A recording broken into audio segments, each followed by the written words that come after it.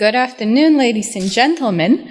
So, I am very grateful to the previous speaker, Lucy, for setting the scene of what the chemistry looks like in diffuse clouds, because that's essentially where I will pick up and try to build larger molecules and then really going from this diffuse phase into the dense cores and towards making protostars with disks around them, and then making the connection to comets and try to build up chemical complexity across all these various physical stages.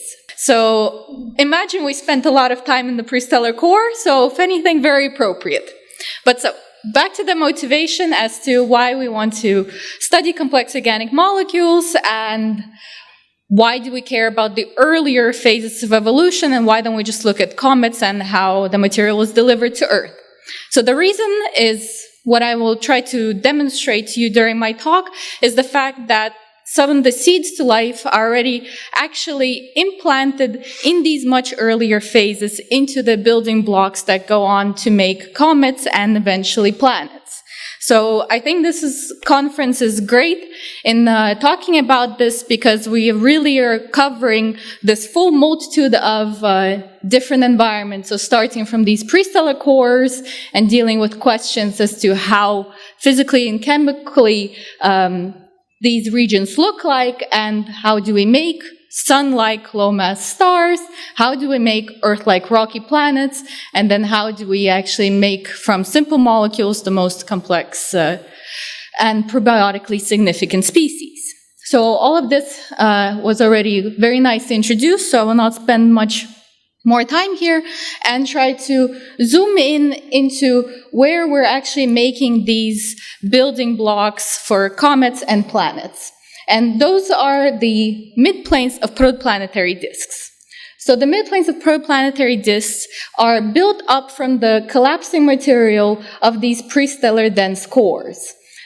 In the very deepest layers, you have the highest density. This is where you're hiding most of your material. So this is where you will set the dominant portion of your both dusty refractory material as well as the volatile material, likely in the solid icy form, because it's very cold in the midplane of protoplanetary disks. So I'd like to also point out that by complex organic molecules, I mean the astrochemical definition, in the sense that it's carbon containing and is only larger than 6 atoms. So to some of you, that might be very simple still. So what we want to know is, can we actually make these complex species, and can we actually implant them into these cometary bodies, and do they actually even make it to the disk? So what do we start with, and what do we get in the disk midplane? So what we start with in these prestellar dense cores are some initially very simple ices. So as your interstellar medium is evolving from diffuse to dense, you will go into areas of higher density, which are colder, and you will start freezing out some of your gaseous molecules, and you will start forming your first ices. So initially what we think will be your water molecule freezing out around 100 Kelvin, and as you enter denser, colder regions, you will then freeze out things like CO around 20 Kelvin. From this CO, under very cold 10 Kelvin conditions, you can kick off some of the earliest chemical processes and then form, for example, methanol on top of this. So in that sense, what we think is the initial icy interstellar or prestellar ices is this first layer of polar water-rich ice, followed by this layer of CO and likely mixed in with some methanol.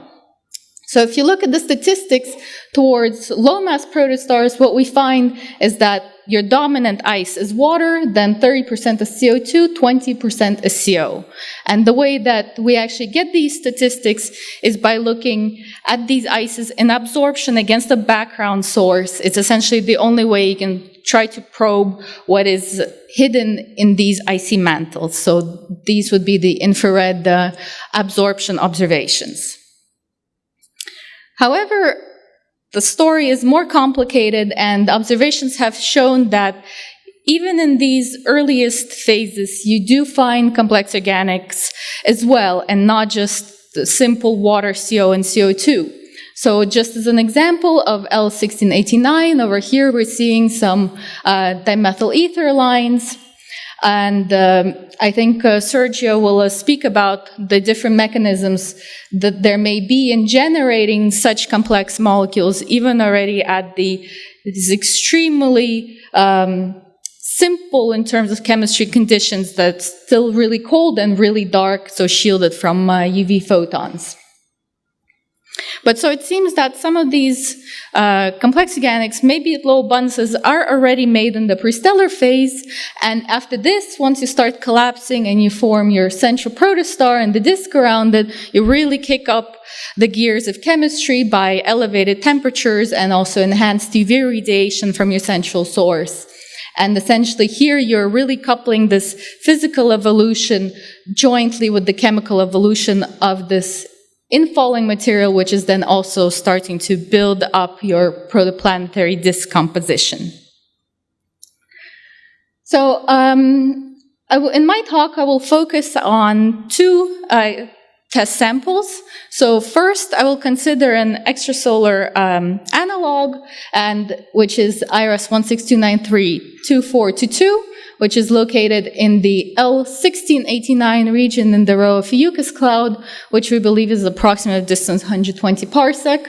It is a low mass binary with a joint luminosity of 21 solar luminosities, and the binary has a separation of around 600 AU. So if you zoom in into L1689, then you will find the source in this filament 3 area.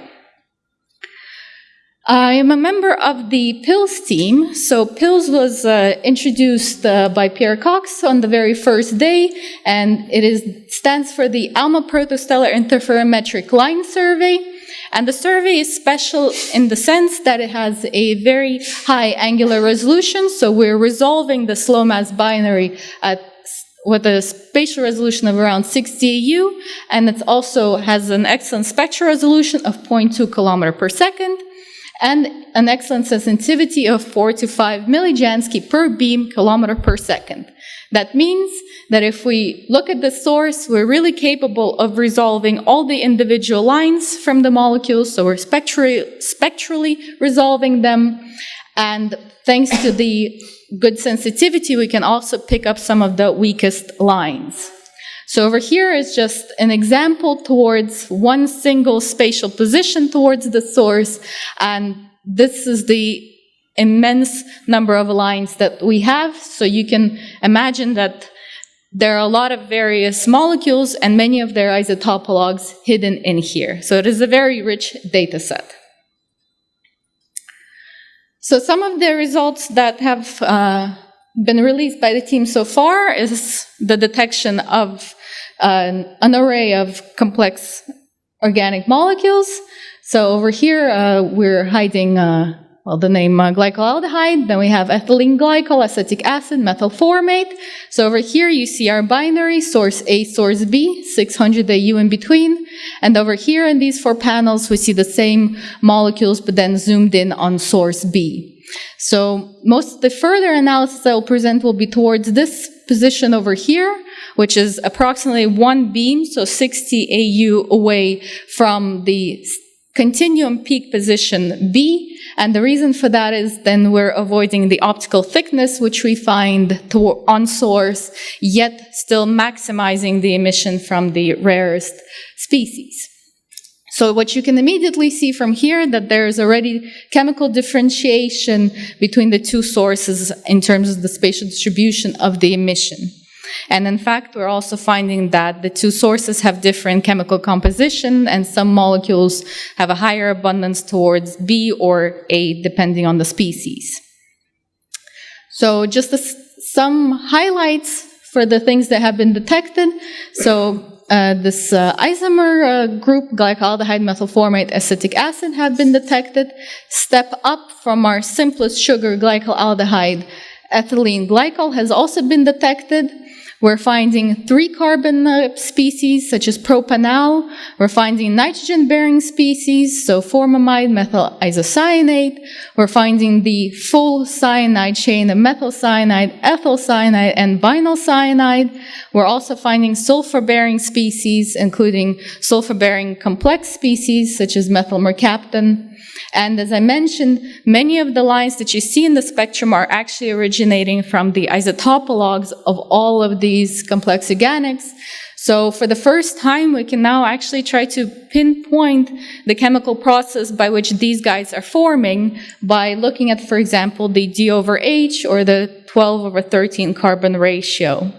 Because if we think that some of these species form earlier on, maybe already in this prestellar stage, then we would expect the D/H ratio for those molecules to be higher, whilst for molecules that form somewhat later, when temperatures are warmer, D/H is lower, then those species will also have a lower D/H ratio. So we're trying to now piece together and group these complex organics in order to pinpoint when and where they're being formed. So I would like to also spend some time on sulfur-bearing species. So sulfur-bearing species are interesting in the sense that if you look at diffuse clouds, you get a certain abundance for atomic sulfur. If you now go to dense cores and try to account for all the reservoirs of sulfur, we're missing several orders of magnitude, so it seems that sulfur is a bit of a mystery atom, and there's a deficiency of it in prestellar cores. So sulfur-bearing species could be interesting in trying to understand how the evolution of atoms goes in separating between volatile and refractory components. So what we find towards IRAS 16293 is SO, SO2, CS, H2CS, H2S, and as I already mentioned, CH3SH as well. And here, just as an example, you again see source A, source B in 34 SO2. So we again have all the isotopologues of all these sulfur-bearing species. So both sources are rich in sulfur-bearing species and also show complexity in sulfur. And in fact, source A seems to be somewhat brighter. However, source A is quite hard to analyze because the orientation of its disk is such that the emission lines are much broader. And so in fact, it's much easier to focus towards source B, where the disk is face on, and it's easier to identify the various emitting species. So to summarize what we see around source B, and also in comparison to earlier single dish observations and this interferometric ALMA data set, what we see is that SO and SO2 on large scales stem from these outflow areas and also these wall areas, whilst OCS, H2S, and H2CS are found also on large scales, but mostly in the envelope and not so much near the outflow cavities. All of these are still, however, present in the ALMA data, which means that they're also really present on the small disk scales. So they're found across various scales around this protostar B. Based on the data that we have, we can also derive D/H ratio, specifically in terms of H2CS. So we can estimate the D/H at around 5%, which means that it is highly singly deuterated in comparison, because this implies a deuteration level of 5%. However, if we look at the D/H as we see in other complex organic species, then it's actually comparable and is on that range. So it's not very, very high. It's okay for the source. If we compare this thioformaldehyde with its oxygen-bearing analog formaldehyde, then we're actually finding that it has a higher level of deuteration, singly for sure, and from the upper limits on D2CS as well. So it can suggest that perhaps thioformaldehyde is less processed than formaldehyde, or perhaps it formed under even conditions that were even richer in deuterium.